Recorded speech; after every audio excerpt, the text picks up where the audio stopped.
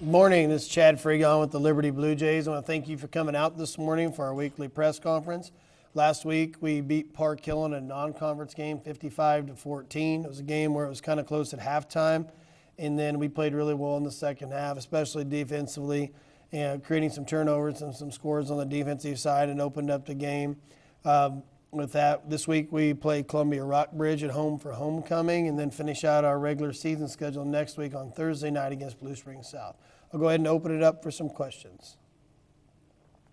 Yes, Tana. How do you think this upcoming homecoming game is going to be a benefit or a detriment to the team? Well, I think one of them, when you look at homecoming games, it's hopefully always a benefit because it's such a fun week for our school and our community. There's a lot of things going on this week to celebrate all the fall activities and different activities within our school. Our school spirit's just been awesome this year, and by all the different spirit days that you see everybody doing this week or the activities that are going on, there's a lot of different, like a home volleyball game Thursday night and just a lot of different things going on, fence decorating, and then there's pep rally on Friday. And it's just a fun week to be a high school kid and be involved in Liberty High School. As far as the game goes, Columbia Rockbridge is a very, very good team. And they spent most of this year, the first 4 or 5 weeks of this season, ranked number 2 in the state behind Blue Springs. And then they've kind of fallen upon some hard times and dropping 3 of their last 4 games. And we know that we're going to get a quality opponent that's really hungry for a win coming in here on Friday, and just a very talented team.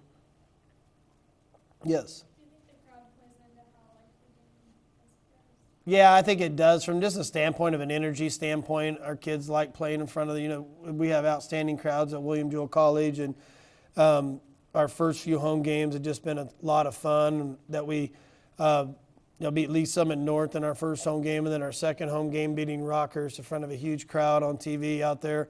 And then, this will be just our third one. And we're excited to play in front of the crowd and know that our student section, along with it being homecoming with a lot of people back and all the different things that are happening with that, it'll be really neat to play in front of that crowd. And hopefully our kids play off of it. They played well at home so far.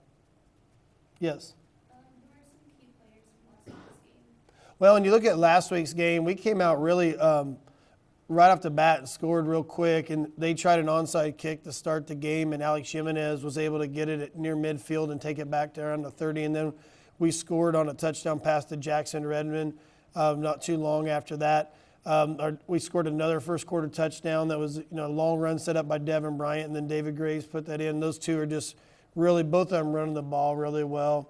With that, we got us up early, and then from then on out, our defense made some key plays. It was 13-6 at halftime, and right after halftime, Kellen Turner had a pick six where he intercepted the ball and returned it 16 yards for a touchdown. Irvin Leonard ended up having an interception return for a touchdown that was 60 yards, and then we blocked a punt later that recovered in the end zone and returned by Aaron Kelly. So we ended up getting 3 scores and 6 total turnovers in that game. So that was huge for us, and as far as how we did and turning that game around against a good Park Hill team.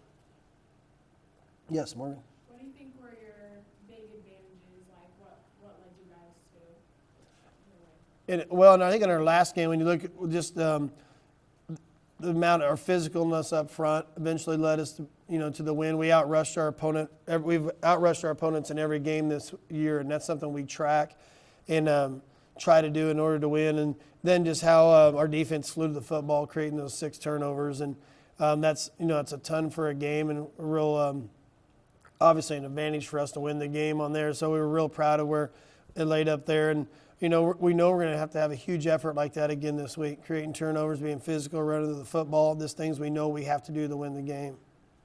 Yes. With Rockbridge ranked second, is there anything specific you plan to work on during this week that's different than before? Well, I think if anything, Rockbridge is a different team than a lot of teams we played. The team they're most similar to is Lee Summit, and that's a team that beat us earlier this year.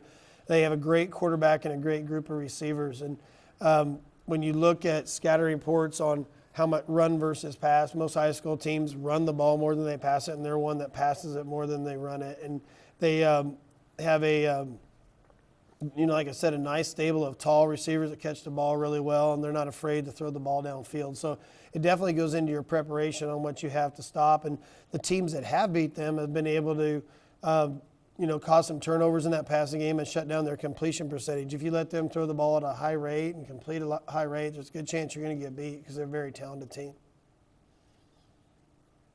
Yes? Although homecoming week is fun for the players, is it sometimes hard to keep them focused on the game when they're worried about all the festivities?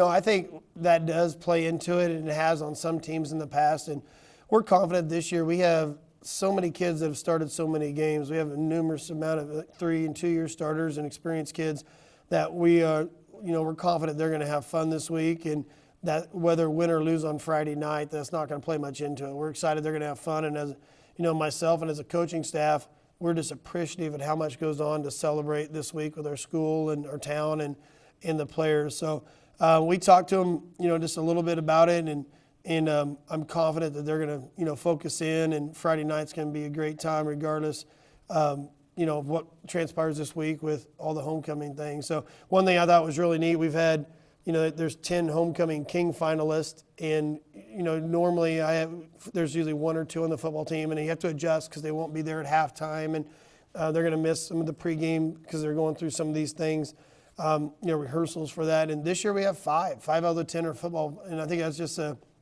good, not an advantage, but a testament to how good of a group of kids we have this year, and just really proud of those guys. Yes? Who do you need to step up this week so that you guys will be successful? Well, and I think when you look at last week, our O-line, we didn't feel like we blocked as well as we could have, and not just from an assignment standpoint, and I'm hoping they kind of bounce back, and I'm confident they will. I'm excited to watch them play this week. And that'll lead to better, opportunities for our running backs in there with that. We did go our second game in a row without a turnover, so I was real pleased with that.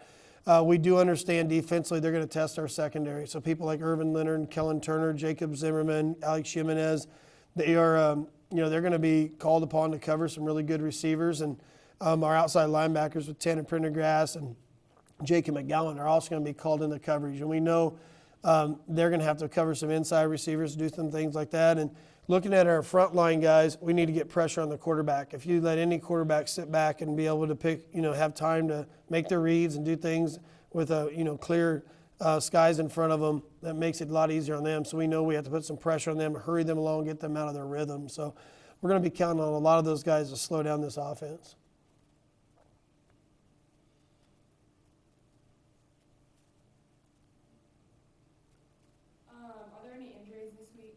We're hoping we're on a recovery phase for some injuries. Our biggest one recently has been Devin Houston with kind of a couple different things, and he played a lot better last week. And just yesterday at practice, seemed that he was moving around a lot better and, a little more pain-free. He had a hand injury and a foot injury kind of at the same time in the Blue Springs game. So we feel good that he's back. And right now we have Aaron Kelly has a little knee deal that we're working on, but we're expecting him to be okay. But all in all, for this point in the season, we're real pleased with where we're at injury-wise. We did have a couple sophomore and JV kids go down. Keenan Keene went down with a collarbone broke in our sophomore game last week, and he's a great kid and been working hard, and we're sad to lose him, for an extended time. But we're confident he's going to recover and get back and, be able to be a big contributor for us here in the future.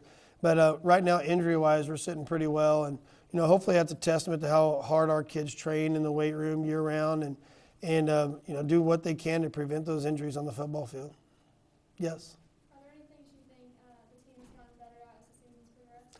And you look at, I'm real pleased where we're at with our turnover margin. For a while, we were negative. In the Blue Springs game when we had 4 turnovers. And, after haven't had any since then and then created some, and in quite a few of them actually in the last few weeks. I'm hoping that's a trend that continues with us. Penalties have been up and down all year. We had a game with Rockhurst where we didn't have any penalties, and then that's coming off a game where we had 9, then we had 7 last week. And last week 7 were kind of, various different things, and there's some careless things we have to clean up. So I'm hoping that we can get back on the right track with that. But I think all in all, our execution on offense has been better as we kind of try to find where we're at with passing the ball, running the ball, and the ability to stretch the ball downfield. And then also with the control passing game, I feel like we've gotten better each week with that. So there's definitely some areas we've seen some improvement. Yes. All right, I'd like to thank you all for coming today, and we'll see you all next week. Thank you.